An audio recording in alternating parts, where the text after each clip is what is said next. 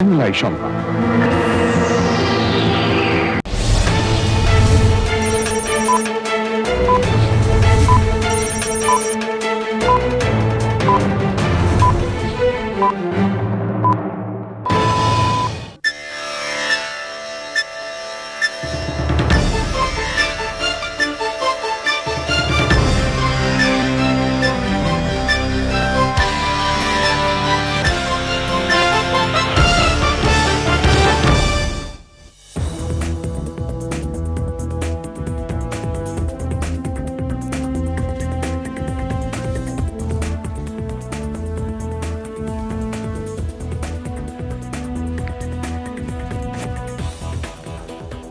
আসসালামু আলাইকুম প্রিয় দর্শক, চ্যানেল আই সংবাদে স্বাগত। আপনাদের সঙ্গে আছি আমি সামির হোসেন। বিস্তারিত সংবাদের শুরুতে জানিয়ে দিচ্ছি সুপার ফ্রেশ ফর্টিফাইড সয়াবিন তেল সংবাদ শিরোনামগুলো। মেট্রো রেলে সহিংসতাকারীদের বিচার জনগণকেই করতে হবে বললেন প্রধানমন্ত্রী। সব দাবি পূরণের পরও কেন কোটা আন্দোলন প্রত্যাহার হচ্ছে না প্রশ্ন। কারফিউ শিথিল করে অফিস আদালত খোলার দ্বিতীয় দিনেও রাজধানীতে তীব্র যানজট, শিগগিরই স্বাভাবিকতায় ফেরার প্রত্যাশায় নগরবাসী। বাংলাদেশে সাম্প্রতিক সহিংসতার নিন্দা জানিয়ে সবাইকে সংযত থাকতে যুক্তরাষ্ট্রের আহ্বান, শান্তিপূর্ণ বিক্ষোভে সমর্থন থাকলেও সহিংসতায় নয় মন্তব্য। জনপ্রিয় সঙ্গীতশিল্পী শাফিন আহমেদের যুক্তরাষ্ট্রে মৃত্যু, বাংলা ব্যান্ড জগতের উজ্জ্বল নক্ষত্রকে হারিয়ে সঙ্গীত অঙ্গনে শোক। এবং সাপ নিয়ে আতঙ্ক থাকলেও বিষ নেই দেশের প্রায় 85%। আতঙ্কিত হয়ে নির্বিচারে হত্যায় পরিবেশের মারাত্মক হুমকির আশঙ্কা।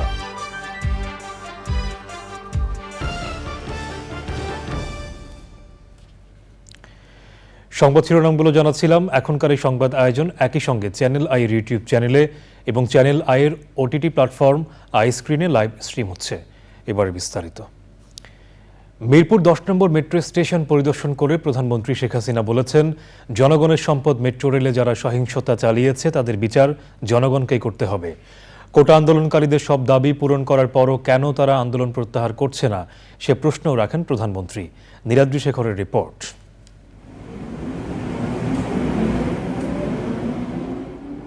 নগরবাসীর যাতায়াত ব্যবস্থায় আশীর্বাদ হয়ে এসেছিল যে স্বপ্নের মেট্রো রেল, সন্ত্রাসীদের হিংস্র থাবায় তা যেন এক ধ্বংসস্তূপ। মেট্রো রেলের প্রবেশপথ থেকে শুরু করে টিকিট কাউন্টার, কাচের জানালা, গন্তব্য ও সময়সূচির মনিটর, কম্পিউটার, ট্রেন যাতায়াত ব্যবস্থাপনা, সিসিটিভি, বলা যায় স্টেশনের এমন কোনো জায়গা নেই যেখানে ভাঙচুর চালিয়ে লুটপাট করা হয়নি। সকালে মিরপুর 10 নম্বর স্টেশনের ক্ষয়ক্ষতি পরিদর্শনে আসেন প্রধানমন্ত্রী শেখ হাসিনা।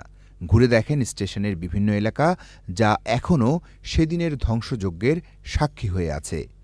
মেট্রো রেল কর্তৃপক্ষকে প্রয়োজনীয় নির্দেশনা দেন প্রধানমন্ত্রী। নগরবাসীর যাতায়াত ব্যবস্থায় আমূল পরিবর্তন আনা, মেট্রোতে এমন সহিংসতায় প্রধানমন্ত্রী যে তীব্র কষ্ট পেয়েছেন তা ফুটে উঠেছিল তার বক্তব্যে। ধ্বংসের চিত্র দেখলাম, এটা বিশ্বাস হতে চায় না যে এদেশে মানুষেরা করতে পারে। এই মেট্রো রেলে কি আমি চড়বো? শুধু আমরা সরকার চড়বে? শুধু আমাদের মন্ত্রীরা চড়বে? না সাধারণ জনগণ চড়বে? সেটা আমার প্রশ্ন। এর উপকারিতা কারা পাচ্ছেন? এদেশের মানুষ, আপনারা, সাধারণ জনগণ পাচ্ছে। তাহলে এর উপর এত ক্ষোভ কেন? ঘন্টার পর ঘন্টা আবার ট্রাফিক জ্যামে পড়ে থাকতে হবে, আবার কর্মস্থলে পৌঁছানো, আবার ফেরত আসা, দীর্ঘ সময় লাগবে। আপনাদের কষ্ট লাঘব করতে চেয়েছিলাম, তা আমি আপনাদেরকেই বলবো যে এই কষ্ট আমি লাঘব করতে চেয়েছি। এই কষ্ট আবার যারা সৃষ্টি করলো তাদের বিরুদ্ধে আপনাদেরই রুখে দাঁড়াতে হবে, দেশবাসীকেই রুখে দাঁড়াতে হবে। এর বিচার তাদের করতে হবে। সব দাবি পূরণ হওয়ার পরও কেন এখনও আন্দোলন চলছে সে প্রশ্ন রাখেন সরকার প্রধান। যে দাবি তারা করেছিল, সমস্ত দাবি শুধু মানা না, তার থেকে বেশি আমরা দিয়েছি, হাইকোর্টে দিয়ে দিয়েছে। তারপরেও কিন্তু এখন থামেনি। কেন থামেনি? আমি দেশবাসীর কাছে সেটাই আমি বিচার চাই। প্রথমে 1 দফা কোটা সংস্কার করতে হবে, ওই 1 দফা পরে আসলো 4 দফা, তারপর আসলো 6 দফা, তারপর আসলো 8 দফা, তারপরে আবার 4 দফা, আবার ওই 4 দফাও হবে না, আরও 8 দফা। এইভাবে এমন একটা পরিবেশ সৃষ্টি, আর সেই সাথে সাথে এই ধ্বংসযজ্ঞ, মানে এই ধ্বংসযজ্ঞটাকে সুযোগ সৃষ্টি করে দেওয়া।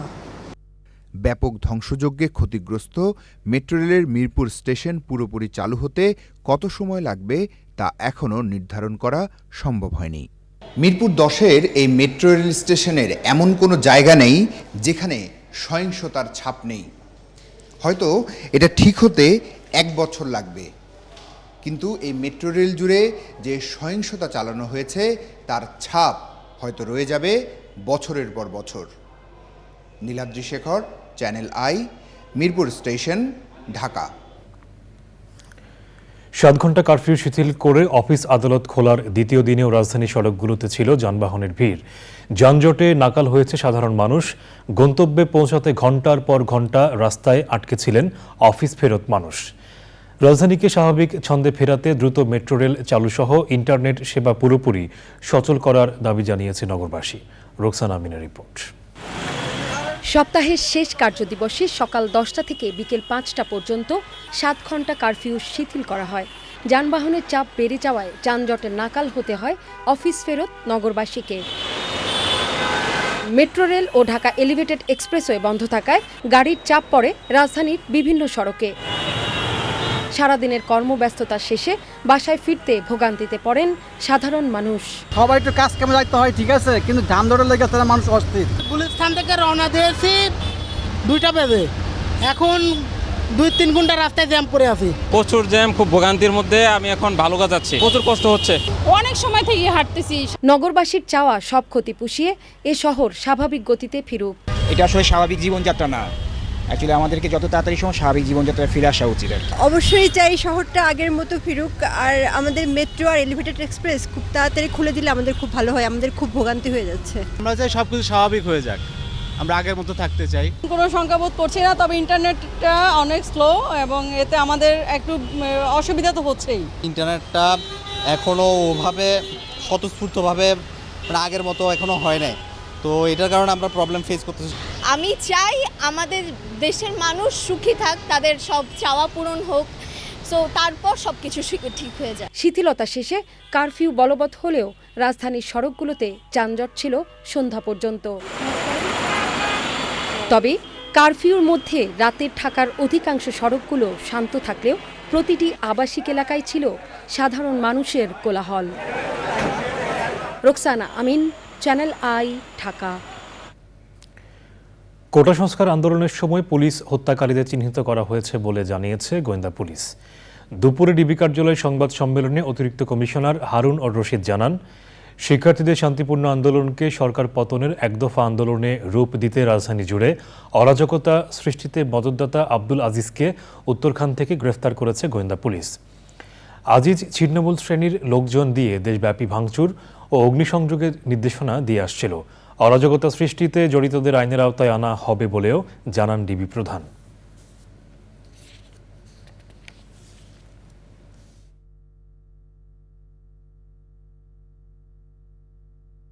আন্দোলন হয়েছে একটা নির্বাচিত সরকারের বিরুদ্ধে। আমরা বাংলাদেশ পুলিশ কিন্তু আমরা কঠোর হস্তে দমন করার চেষ্টা করেছি। আমরা মনে করি এবারও যারা ওই 10,000 টাকা আর 1 লাখ টাকা যাই দেন, পুলিশ এত সস্তা না।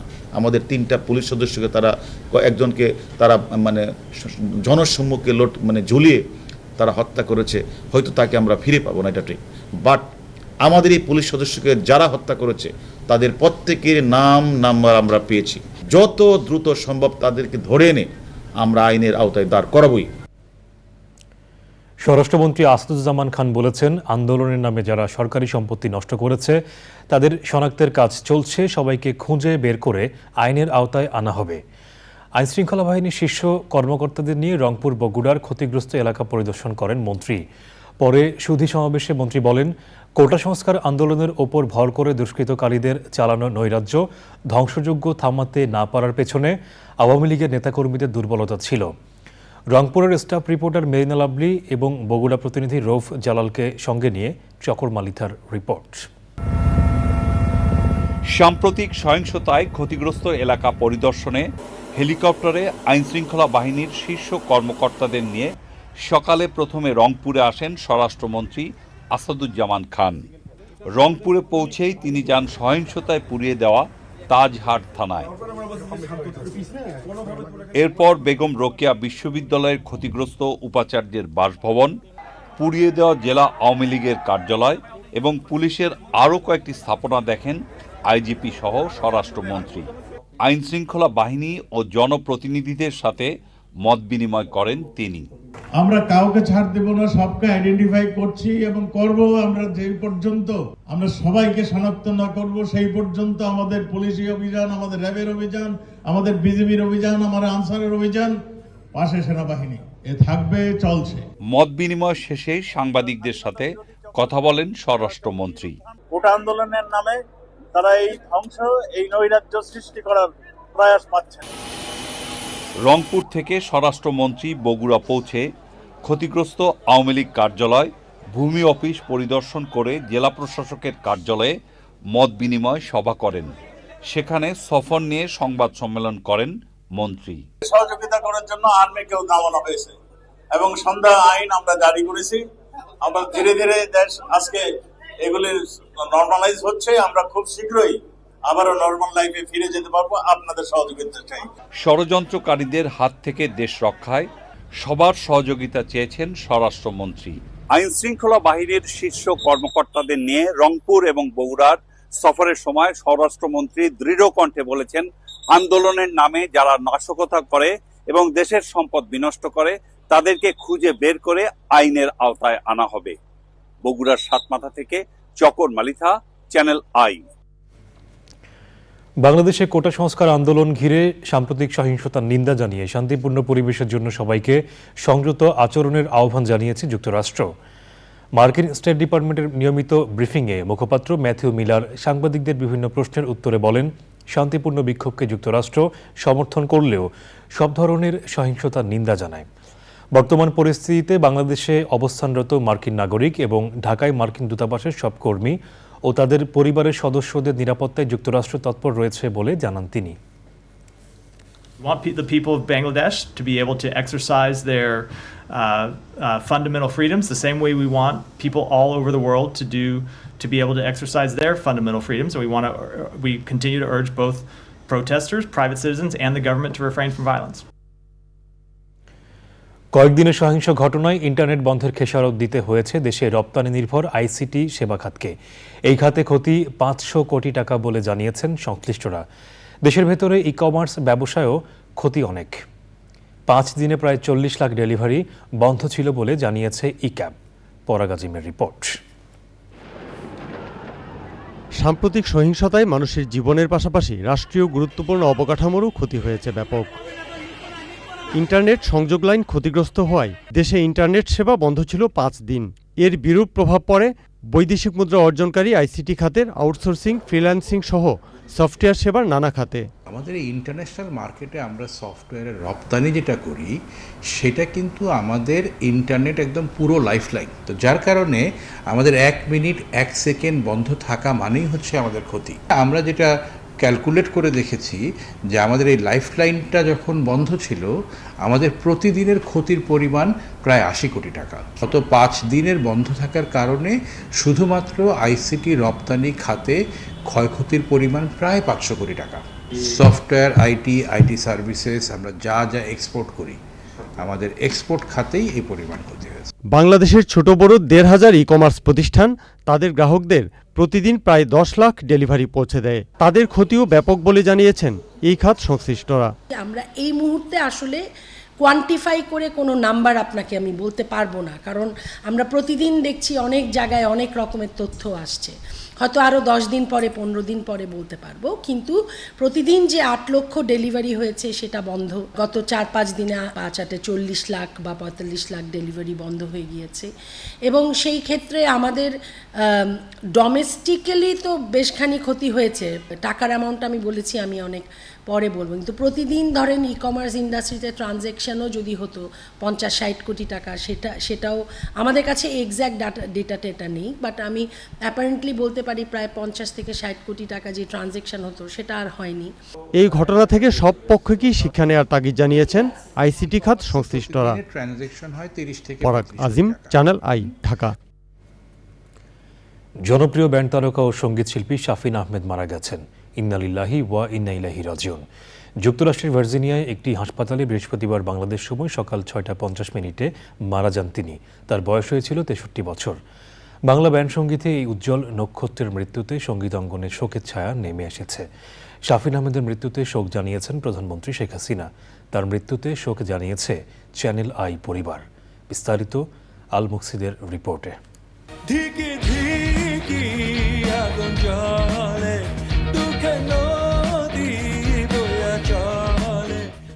জনপ্রিয় ব্যান্ড সঙ্গীত শিল্পী শাফিন আহমেদ, যিনি 80 ও 90 দশকের জনপ্রিয় ব্যান্ড মাইলসের বেস গিটারিস্ট এবং প্রধান গায়ক ছিলেন। ব্যান্ডের বাইরেও তিনি এককভাবে গান গেয়েও সঙ্গীত ক্যারিয়ারে সুনাম অর্জন করেছিলেন।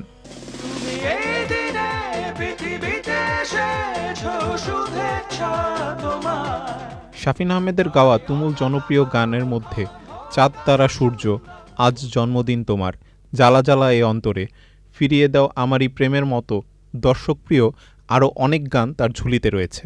ব্যান্ড সঙ্গীতের এই জাদুকর শাফিন আহমেদ বৃহস্পতিবার বাংলাদেশ সময় সকাল 6:50 যুক্তরাষ্ট্রের ভার্জিনিয়ায় চিকিৎসাধীন অবস্থায় মৃত্যুবরণ করেন। গত 20 জুলাই ভার্জিনিয়ার একটি কনসার্টে অংশ নিতে যুক্তরাষ্ট্রে গিয়েছিলেন শাফিন আহমেদ। কনসার্টের আগে অসুস্থ হয়ে পড়লে শো বাতিল করা হয়। সেদিনই তাকে ভর্তি করা হয় হাসপাতালে। অবস্থার অবনতি হলে তাকে লাইফ সাপোর্টে নেওয়া হয়। কিংবদন্তি কণ্ঠশিল্পী ফিরোজা বেগম ও সঙ্গীতজ্ঞ কমল দাশগুপ্তের ছোট সন্তান শাফিন আহমেদের জন্ম 1961 সালের 14 ফেব্রুয়ারি। পারিবারিক পরিমণ্ডলে গানের পরিবেশের মধ্যেই বড় হন শাফিন আহমেদ। শৈশবে বাবার কাছে উচ্চাঙ্গ সঙ্গীত শিখেছেন আর মায়ের কাছে শিখেছেন নজরুল সঙ্গীত। বড় ভাই হামিন আহমেদ সহ যুক্তরাষ্ট্রে পড়াশোনার সুবাদে পাশ্চাত্য সঙ্গীতের সংস্পর্শে এসে ব্যান্ড সঙ্গীত শুরু করেন তিনি। দেশে ফিরে গড়ে তোলেন মাইলস, যা দেশের শীর্ষ ব্যান্ডের মধ্যে এখনও জনপ্রিয়।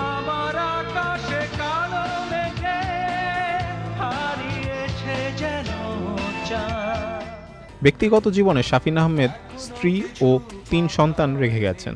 চ্যানেল আইয়ের সঙ্গে জনপ্রিয় এই কণ্ঠশিল্পীর ছিল নিবিড় সম্পর্ক। চ্যানেল আই সঙ্গীতের ভিন্ন ধারার আয়োজন দ্য পিয়ানো লাউঞ্জে গান পরিবেশন করেন তিনি। জনপ্রিয় তারকা কথন অনুষ্ঠানে অতিথি হয়েছেন বহুবার।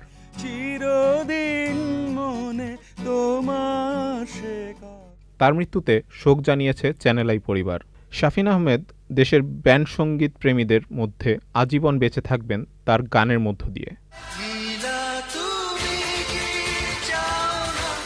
আল মুকসিদ, চ্যানেল আই। বিশিষ্ট সাংবাদিক, নারী অধিকার আন্দোলনের অন্যতম পথিকৃৎ ও সংগঠক, লেখক, রাজনীতিবিদ এবং সাবেক সংসদ সদস্য বেবি মওদুদের 10ম মৃত্যুবার্ষিকীতে নানা আয়োজনে স্মরণ করা হয় তাকে। তার স্মরণে অনুষ্ঠান সম্প্রচার করেছে চ্যানেল আই। সুলতানা হিমুর রিপোর্ট। নারী অধিকার আন্দোলনের অন্যতম সংগঠক বেবি মওদুদ অদম্য বাঙালি ও জাতীয়তাবাদী চেতনা ধারণ করতেন গুণী এই ব্যক্তিত্ব। একাধারে তিনি ছিলেন সাংবাদিক, লেখক ও রাজনীতিবিদ। 1948 সালের 23 জুন কলকাতার বর্ধমান জেলায় জন্মগ্রহণ করেন বেবি মওদুদ। তার পুরো নাম এএন মাহফুজা খাতুন হলেও সবাই চেনেন বেবি মওদুদ নামে। Commonwealth journalist association international president emeritus ছিলেন বেবি মওদুদ। জাতীয় সংসদের সংসদ সদস্য ছিলেন তিনি। বাংলাদেশের শীর্ষস্থানীয় জাতীয় দৈনিকে সাংবাদিকতাও করেছেন বেবি মওদুদ। দীর্ঘদিন দুরারোগ্য ব্যাধি ক্যান্সারে ভোগে 2014 সালের আজকের দিনে মৃত্যুবরণ করেন বেবি মওদুদ। মরণোত্তর রোকেয়া পদক পেয়েছেন তিনি। মৃত্যুবার্ষিকীতে তার স্মরণে অনুষ্ঠান সম্প্রচার করেছে চ্যানেল আই। তাকে নিয়ে স্মৃতিচারণ করেন প্রখ্যাত আলোকচিত্র সাংবাদিক পাভেল রহমান। বেগম রোকেয়ার যেরকম ছায়া আমরা দেখতে পাই সুফিয়া খালাম্মার কাছে, খালাম্মার মাধ্যমে উত্তরসূরি একেবারেই বেবি আপাকেও আমি পেয়েছি। এবং আমাদের যে বেবি আপার যে কাজের স্টাইলটা বা আমরা তাদের দুজনের ছবি দেখতে পাচ্ছি এখন। হ্যাঁ, তো এটা কাছে খুবই আমার কাছে আমি খুবই সৌভাগ্যবান যে এরকম মহিষী নারীদের সাথে আমি কাজ করার সুযোগ পেয়েছি। বেবি মওদুদের আদর্শ তরুণ প্রজন্মকে অনুপ্রেরণা দেবে বলে মনে করেন বিশিষ্টজনেরা। Sultana Himu, channel I. সম্প্রতি দেশ জুড়ে ছড়িয়ে পড়ে চন্দ্রবোড়া বা রাসেলস ভাইপার সাপের আতঙ্ক। অপতথ্য ও গুজবে বিভিন্ন স্থানে রাসেলস ভাইপার সাপ মনে করে আতঙ্কে সব ধরনের সাপ পিটিয়ে মারা হয়েছে। বিশেষজ্ঞরা বলছেন বাংলাদেশের প্রায় 85% সাপেরই বিষ নেই। এমন পরিস্থিতিতে পরিবেশের ভারসাম্য হারানোর পাশাপাশি জীববৈচিত্র্য ও খাদ্য উৎপাদন প্রক্রিয়া মারাত্মক হুমকিতে পড়বে বলে আশঙ্কা করা হচ্ছে। চন্দ্রবোরা বা রাসেলস ভাইপার সাপ ও প্রতিবেশ নিয়ে দেখুন আফরোজা হাসির ডেস্ক রিপোর্ট।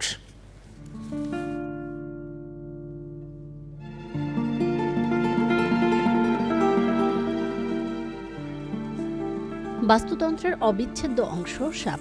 ক্ষতিকর পোকামাকড় এবং ইঁদুর খেয়ে প্রকৃতি ও জীববৈচিত্র্যের ভারসাম্য রক্ষায় গুরুত্বপূর্ণ ভূমিকার কারণে সাপকে বলা হয় কৃষকের বন্ধু। সাম্প্রতিক সময়ে রাসেলস ভাইপার আতঙ্ক আর অপপ্রচারে দেশজুড়ে নির্বিচারে নিধন করা হচ্ছে বিভিন্ন প্রজাতির সাপ, যার মধ্যে রয়েছে অজগর, ঘরগিন্নি, শঙ্খিনী, হেলে সাপ ও মৃদু বিষধর নোনাবোরা, দারাজ, ঢোড়া সাপ, গুইসাপ এবং পাতিফণি মনসা, নিরীহ সাপ ও অন্যান্য সরীসৃপ, যার বেশিরভাগই নির্বিষ। অথচ এরাই রাসেলস ভাইপার সাপ খেয়ে পরিবেশের ভারসাম্য আনে। কিন্তু অজ্ঞতা ও গুজবের প্রভাবে মেরে ফেলা হয়েছে এসব উপকারী সাপ। সাপ কীটপতঙ্গ নিয়ন্ত্রণের একটি প্রাকৃতিক রূপ। সাপ যেমন অন্য প্রাণী খেয়ে পরিবেশের ভারসাম্য রক্ষা করে, তেমনি সাপও অন্য প্রাণীর খাদ্য হয়ে বজায় রাখে বাস্তুতন্ত্রের ভারসাম্য। রাসেলস ভাইপার আগ্রাসী সাপও নয়, তাই হত্যা না করে দরকার সার্বিক সচেতনতা। প্রতিবেশের সাপের ভূমিকা অন্য কেউ পূরণ করতে পারে না। ভবিষ্যতের বাসযোগ্য ধরিত্রী বিনির্মাণে সাপ এবং অন্যান্য প্রাণী পরিবেশের ইতিবাচক যে ভূমিকা রাখে সেই সম্পর্কে জানার বিকল্প নেই। আফরোজা হাসি, প্রকৃতি ও জীবন ডেস্ক, চ্যানেল আই। সংবাদের এ পর্যায়ে নিচ্ছি বিরতি, আর বিরতির পর জানিয়ে ফিরছি। কামালা হ্যারিসকে কট্টর বামপন্থী উন্মাদ বললেন ডোনাল্ড ট্রাম্প। দেশবাসীর উদ্দেশ্যে দেয়া ভাষণে গণতন্ত্র রক্ষা। আওয়ামী লীগ সাধারণ সম্পাদক ওবায়দুল কাদের বলেছেন, বিএনপি জামাতের নাশকতাকারীরা ঘাপটি মেরে আছে, তারা আরও খারাপ পরিস্থিতি সৃষ্টি করতে পারে। রাজধানী তেজগাঁওয়ে মহানগর উত্তর আওয়ামী লীগের 4টি সংসদীয় আসনে সমন্বয় সভায় তিনি বলেন, অশান্তি তৈরি করে চোরাগোপ্তা পথে ক্ষমতায় আসতে চায় বিএনপি জামাত। তারেক রহমানের নির্দেশেই সহিংসতা হয়েছে উল্লেখ করে ওবায়দুল কাদের বলেন, হামলার ছক অনেক আগে কষেছিল তারা। যে কোনো নাশকতা মোকাবেলায় কর্মীদের সতর্ক থাকার আহ্বান জানান আওয়ামী লীগ সাধারণ সম্পাদক।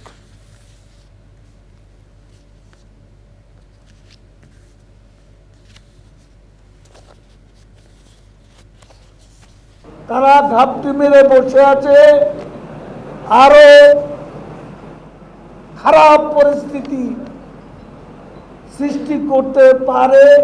মির্জা ফখরুল কি করে বলতে পারেন যে বিএনপি আগুন সন্ত্রাসে বিশ্বাস করে না? এই মিথ্যাচারের জন্য নোবেল পুরস্কার থাকলে সেটা মির্জা ফখরুলকে দেওয়া। সাম্প্রতিক সহিংসতায় বন্দরনগরী চট্টগ্রামের ব্যবসা বাণিজ্য স্বাভাবিক রাখতে চট্টগ্রাম চেম্বারের আয়োজনে জেলা প্রশাসনের সাথে ব্যবসায়ীদের মতবিনিময় সভা হয়েছে। ওমর হাজ্জাজের সভাপতিত্বে মতবিনিময় সভায় চট্টগ্রাম জেলা প্রশাসক ডক্টর আবুল বাশার মোহাম্মদ ফখরুজ্জামান জানান, বুধবার রাতে চট্টগ্রাম বন্দর থেকে আইনশৃঙ্খলা বাহিনীর নিরাপত্তায় 5,000-এর বেশি পণ্যবাহী ট্রাক ঢাকাসহ দেশের বিভিন্ন স্থানে গেছে। 4,570টি ট্রাক পণ্যের জন্য বন্দরে প্রবেশ করেছে। সভায় বক্তৃতা করেন চট্টগ্রাম 11 আসনের সংসদ সদস্য এম.এ. লতিফ, চট্টগ্রামের বিভাগীয় commissioner Mohammad Tofayel Islam, Chattogram metropolitan police commissioner Saiful Islam, GPH ইস্পাতের অতিরিক্ত ব্যবস্থাপনা পরিচালক আলমাস শিমুল ও অন্যরা। এবারে নিটল টাটা আন্তর্জাতিক সংবাদ।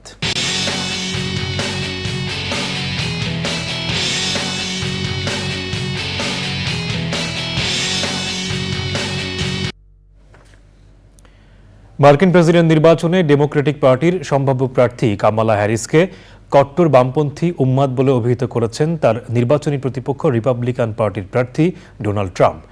ট্রাম্প বলেন, কামালা অভিভাষণ, গর্ভপাত সহ সব বিষয়ে একের পর এক ভুল সিদ্ধান্ত নিয়েছেন। দেশবাসীর উদ্দেশ্যে দেয়া ভাষণে সবাইকে গণতন্ত্র রক্ষায় একসঙ্গে কাজ করার আহ্বান জানিয়েছেন প্রেসিডেন্ট জো বাইডেন। আসছে নভেম্বরে প্রেসিডেন্ট নির্বাচনের প্রার্থিতা থেকে সরে দাঁড়ানোর ঘোষণা দেওয়ার পর এটাই দেশবাসীর উদ্দেশ্যে জো বাইডেনের দেয়া প্রথম ভাষণ। এবারে আইস্ক্রিন সাংস্কৃতিক সংবাদ।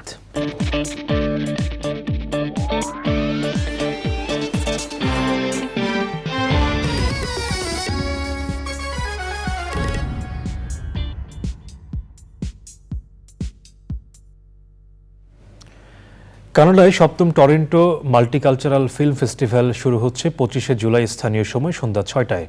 ড্যানফোর্থ এভিনিউর মাল্টিকালচারাল ফিল্ম স্ক্রিনিং সেন্টারে 5 দিনের এই উৎসব চলবে 29শে জুলাই পর্যন্ত। এবারের উৎসবে 27টি দেশের স্বাধীন ও বিকল্পধারা চলচ্চিত্র নির্মাতাদের 62টি পূর্ণদৈর্ঘ্য ও স্বল্পদৈর্ঘ্য কাহিনী নিয়ে চলচ্চিত্র এবং প্রামাণ্য চলচ্চিত্র প্রদর্শিত হবে। 7ম মাল্টিকালচারাল ফিল্ম ফেস্টিভ্যাল উদ্বোধন করবেন বাংলাদেশ টেলিভিশনের প্রথম মহাপরিচালক জামিল চৌধুরী। উৎসবের উদ্বোধনী দিনে দেখানো হবে শবনম ফেরদৌসীর সিনেমা আজব কারখানা। এতে অভিনয় করেছেন পরমব্রত চট্টোপাধ্যায় ও দোয়েল সহ অন্যরা।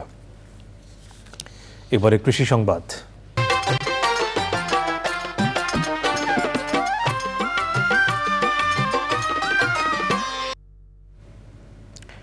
চলমান পরিস্থিতিতে কৃষিপণ্য পরিবহনে বিপাকে পড়েছেন বিভিন্ন অঞ্চলের কৃষক ও ব্যবসায়ী।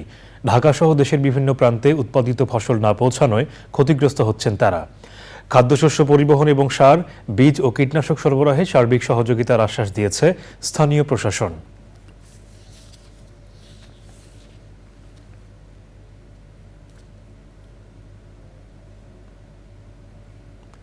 এবারে প্রকৃতি সংবাদ।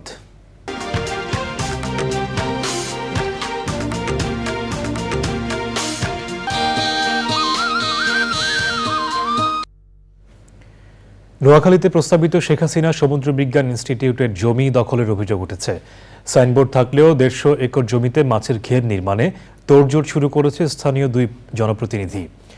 দখলদারদের বিরুদ্ধে আইনগত ব্যবস্থা নেয়ার হুঁশিয়ারি কর্তৃপক্ষের।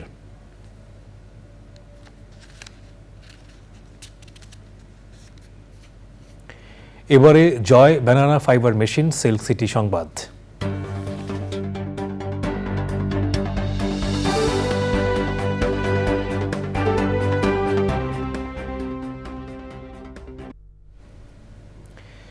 দেশে চলমান পরিস্থিতি নিয়ে রাজশাহীর বোয়ালিয়া, শাহ মখদুম ও রাজাপাড়া থানা আওয়ামী লীগ ও সহযোগী সংগঠনের নেতাকর্মীদের সাথে মতবিনিময় করেছেন city corporation mayor AHM Khairuzzaman Liton.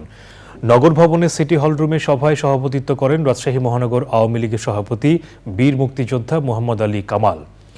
মহানগর আওয়ামী লীগের সাধারণ সম্পাদক ডাবলু সরকারের সঞ্চালনায় সভায় আরও ছিলেন রাজশাহী 2 আসনের সংসদ সদস্য অধ্যক্ষ শফিকুর রহমান বাদশা, সাংগঠনিক সম্পাদক মীর ইশতিয়াক আহমেদ মিলন ও অন্যরা। যা ভাবছি, যা চিন্তা করছি, না হলে আমাদের দেশ যাতে সবার জন্য খুবই ভালো, আমাদের সবারই মঙ্গল। না হলে তারা যদি সমঝে যায়, যদি আর বাড়াবাড়ি না করে, ছাত্ররাও যদি মেনে নেয়, মেনে নিয়ে এই 9 দফা 10 দফা 20 দফা এগুলো না দিয়ে উস্কানিমূলক আচরণ না করে ঘরে ফিরে যায়, সবচেয়ে ভালো। কিন্তু যদি এগুলো হয় কোনো জায়গা থেকে তাদেরকে প্ররোচিত করে, না যেটা আলো আমরা পাচ্ছি অলরেডি, যদি হয় তাহলে তো আমাদের আর বসে থাকার সুযোগ নেই, আর আমাদের জনসমর্থনের উপরে কোনো শক্তি নাই। সংবাদের এ পর্যায়ে আবারও নিচ্ছি বিরতি, আর বিরতির পর জানিয়ে ফিরছি। আমন্ত্রণ। নরসিংদী জেলা কারাগার থেকে পালিয়ে যাওয়া আনসার আল ইসলামের সক্রিয় সদস্য ফারুক আহমেদকে নারায়ণগঞ্জ থেকে গ্রেফতার করেছে র্যাব। দুপুরে নারায়ণগঞ্জের সিদ্ধিরগঞ্জে আদমজীনগর র্যাব 11-এর সদর দপ্তরের সংবাদ সম্মেলনে লেফটেন্যান্ট কর্নেল তানভীর মাহমুদ পাশা জানান, বুধবার সোনারগাঁও থানার প্রেমের বাজার এলাকায় অভিযান চালিয়ে ফারুক আহমেদকে গ্রেফতার করা হয়। 19শে জুলাই নরসিংদী জেলা কারাগারে হামলা চালিয়ে সেলের তালা ভাঙে দুষ্কৃতকারীরা। সে সময় কারাগারে থাকা 9 জঙ্গি সহ 826 কয়েদি পালিয়ে যায়। জেলা কারাগারের 4 নম্বর সেলে আরও 3 জঙ্গি হিজবুল্লাহ, আব্দুল আলিম ও মঈনুদ্দিনের সঙ্গে থাকত ফারুক আহমেদ। প্রধানমন্ত্রী শেখ হাসিনা সাম্প্রতিক পরিস্থিতিতে সমাজের বিত্তবানদের খেটে খাওয়া দরিদ্র ও নিম্নবিত্ত মানুষের পাশে দাঁড়ানোর আহ্বান জানিয়েছেন। প্রধানমন্ত্রীর এই ডাকে সাড়া দিয়ে বাংলাদেশ বিমান বাহিনী মহিলা কল্যাণ সমিতি, বাফোয়া এবং আদার্স উইমেন অ্যান্ড চিলড্রেন ক্লাবের উদ্যোগে ঢাকা সেনানিবাসের আশপাশের বিভিন্ন দরিদ্র ও নিম্নবিত্ত মানুষের মাঝে বিনামূল্যে নিত্য প্রয়োজনীয় খাদ্য সামগ্রী বিতরণ করা হয়। বাফুয়ার প্রেসিডেন্ট সালেহা খান, বাফুয়া আঞ্চলিক শাখা, বাফুয়া বঙ্গবন্ধু ও বাফুয়া বাশারের সভানেত্রীরা এবং কেন্দ্রীয় পরিষদের সদস্য ও বিমান বাহিনীর ঊর্ধ্বতন কর্মকর্তারা উপস্থিত ছিলেন।